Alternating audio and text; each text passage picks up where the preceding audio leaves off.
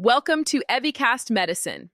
In this evidence-based podcast, we are going to explore the persistent rumor that has worried athletes and gym goers for years.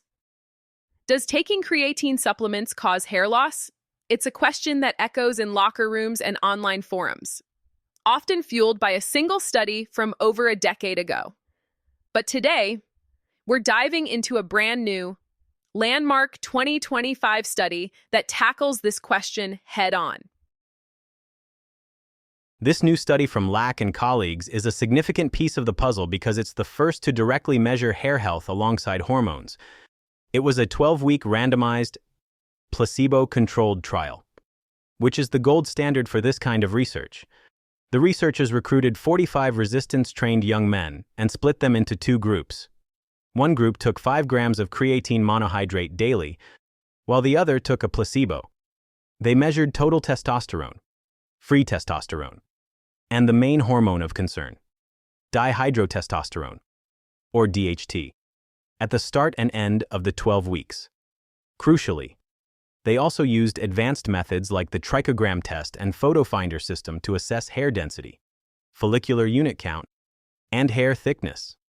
After 12 weeks, the results were clear. There were no significant differences between the creatine and placebo groups for any of the outcomes. This includes DHT levels, the DHT to testosterone ratio, and every single parameter of hair health they measured. The study's conclusion provides strong evidence against the claim that creatine contributes to hair loss. Of course, it has limitations, such as its 12-week duration and not screening for a genetic predisposition to baldness. But as a direct investigation, it's the best evidence we have to date. And this is so important for the millions of people who use creatine to enhance performance but have been hesitant because of this hair loss fear. This 2025 trial directly addresses the central point of concern and finds no effect. It moves the conversation from speculation based on hormonal markers to direct observation of what's actually happening on the scalp. Exactly. To understand why this fear exists, we have to go back to a 2009 study by Van der Merwe and colleagues. It was a small study on 20 male rugby players. They found that after a 3-week creatine protocol, serum DHT levels increased by about 56% during the loading phase and remained 40% above baseline during maintenance. This is the study that started the entire hypothesis. However, a critical point is that this study never actually assessed hair loss. It only looked at the hormone levels in the blood. Since then, multiple comprehensive reviews, like the ones by Antonio and colleagues in 2021 and Wax and colleagues in 2021, have examined the body of evidence.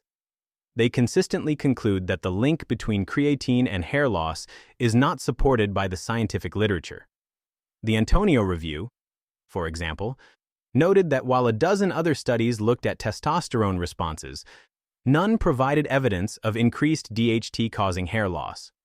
Other reviews, such as those by Poppet in 2012 and Stout-Baker in 2016, focus on creatine's wide-ranging benefits for performance, recovery, and even neuroprotection, all while affirming its general safety and the lack of evidence for adverse hormonal effects leading to baldness.